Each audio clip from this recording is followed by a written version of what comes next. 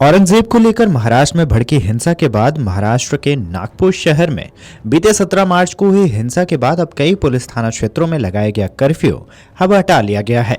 खबरों की माने तो एक अधिकारी ने बताया है कि पुलिस कमिश्नर रविंद्र कुमार सिंघल ने शुरू में नंदनवन और कपिल नगर में प्रतिबंध हटा दिए थे, लेकिन जोन 3 के अंतर्गत पंचपावली, शांतिनगर और लकड़गंज और जोन 4 के तहत सक्करदरा और इमामबाड़ा से कर्फ्यू हटाने का आदेश दिया गया है। बता दें कि महाराष्ट्र के नागपुर शहर में हिंसा के 6 दिन बाद रविवार को शेष 4 इलाकों से भी कर्फ्यू हटा लिया गया है। 17 मार्च को हुई हिंसा के बाद नागपुर के कोतवाली, गणेश पीठ तहसील, लकड़गंज, पांचपावली, शांतिनगर, सकरदरा, नंदनवन, इमामबाड़ा, यशोधरा नगर और कपिल नगर थाना क्षेत्रों में कर्फ्यू लगाया गया था। हिंसा सोमवार रात नागपुर के मध्य क्षेत्रों में उस समय भड़क उठी थी जब अफवाहें फैली कि विश्व हिंदू परिषद और बजरंग दल द्वारा मुगल सम्राट औरंगजेब की समाधि को हटाने की मांग को लेकर किए गए विरोध के दौरान एक धार्मिक शिलालेख वाली चादर जला दी गई है। हालांकि अधिकारियों ने बाद में स्पष्ट किया कि ये अफवाहें पूरी तरह से झूठी और भ्रामक थीं।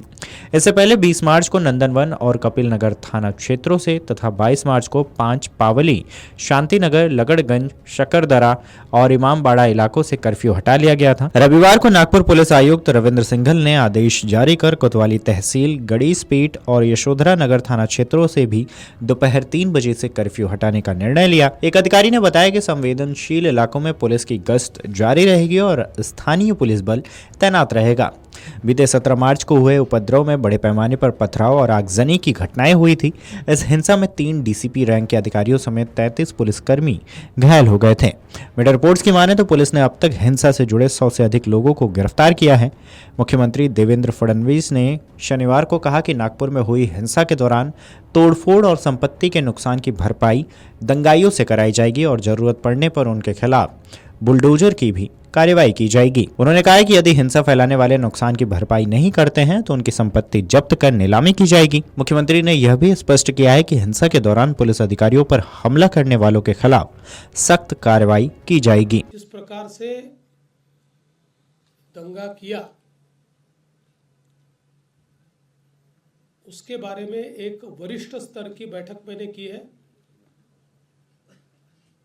हमारे सहयोगी मंत्री बावनकुळे जी भी उसमें उपस्थित थे। किस प्रकार की घटनाएं हुई, उन घटनाओं में अगर कोई लैप्सेस थे तो वो क्या थे, उन घटनाओं को किस प्रकार से रिस्पॉन्ड किया गया और घटनाओं के बाद अभी तक क्या कार्रवाई की गई, इसकी पूरी जानकारी मैंने प्राप्त की है। मेरे अपने कुछ ऑब्जर्वेशंस उस संदर्भ में थे, वो भी मैंने पुलिस आयुक्त और जो वरिष्ठ अधिकारी थे उन सबके सामने रखे हैं। मूल रूप से ये घटना जिस दिन घटी उस दिन सुबह औरंगजेब की एक प्रतीकात्मक कब्र जलाई गई और उसको जलाने के बाद कुछ लोगों ने उसके बारे में कंप्लेंट भी की। पुलिस ने नियम के अनुसार उस कंप्लेंट को एंटरटेन भी किया, लेकिन बाद में कुछ लोगों ने सोशल मीडिया का उपयोग करते हुए पॉडकास्ट और पोस्ट के माध्यम से ये औरंगजेब की प्रतीकात्मक कब्र नहीं जलाई गई तो इस पर दरगाह की चादर लगाई थी और उसमें कुरान की आयतें लिखी हुई थी, उसको जलाया गया। इस प्रकार का एक झूठा प्रचार किया और लोगों की भावनाओं को भड़काने का काम किया। बता दें कि बीते मार्च 17 को नागपुर के कई हिस्सों में उस समय बड़े पैमाने पर पथराव और आगजनी की खबरें सामने आई जब यह अफवाह फैली कि छत्रपति संभाजी नगर जिले में औरंगजेब की कब्र को हटाने की मांग को लेकर विश्व हिंदू परिषद यानी कि वीएचपी के नेतृत्व में हुए प्रदर्शन के दौरान एक पवित्र पुस्तक की पंक्तियां लिखी एक चादर जलाई गई है। हिंसा में पुलिस डिप्टी कमिश्नर स्तर के 3 अधिकारियों समेत 33 पुलिसकर्मी घायल हो गए। हिंसा के सिलसिले में शनिवार को 7 लोगों को गिरफ्तार किया गया, जिससे हिरासत में लिए गए लोगों की कुल संख्या अब 100 से ज्यादा हो गई है। बहरहाल पुलिस अब पूरे मामले की जांच कर रही है और एक्शन की तैयारी भी कर रही है। अभी जो है लगभग 99 लोग अरेस्ट हैं और उनके ऊपर कार्रवाई चल रही है। सर, कल मुस्लिम समुदाय के लोगों ने एक पत्रपरिषद दी थी, उसमें कहा था कि कुछ इनोसेंट बच्चों को भी पुलिस ने अटक किया है, क्या कहेंगे उसके? देखिए, जब इस तरह की सिचुएशन होती है उस पर एलिगेशंस होते हैं और इसमें ये होता है कि जो वहाँ पे हाजिर थे, हम ये सब चीज़ें जो है हमारे सोशल मीडिया, जैसे मैंने पहले भी बताया, जहाँ पे भी हमें फोटोग्राफ्स उपलब्ध हैं उसके आधार पे हम लोग कार्रवाई कर रहे हैं। और ये अगर कोई इनोसेंट है तो वो उसमें पता चलेगा ना कि उसका क्या रोल था।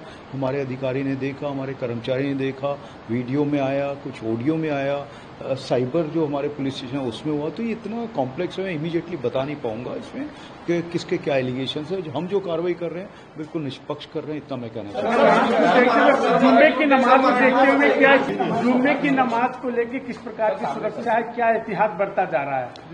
जो हमने क्योंकि पूरा असेसमेंट ले रहे हैं हम रोज, आज उसके आधार पे जो नमाज है, जो त्योहार चल रहा है उसमें सिक्योरिटी हम दे रहे हैं, जो भी है पूरी सिक्योरिटी और पूरा असेसमेंट के साथ में हम लोग आगे कार्रवाई कर रहे हैं। और रिमांड और लेंगे आज या और? देखिए, हम क्योंकि काफ़ी सारी इन्फॉर्मेशन इसमें निकालनी है अभी और केस चल रहा है, अरेस्ट कर रहे हैं और पूरी ताकत के साथ हम लोग कर रहे हैं।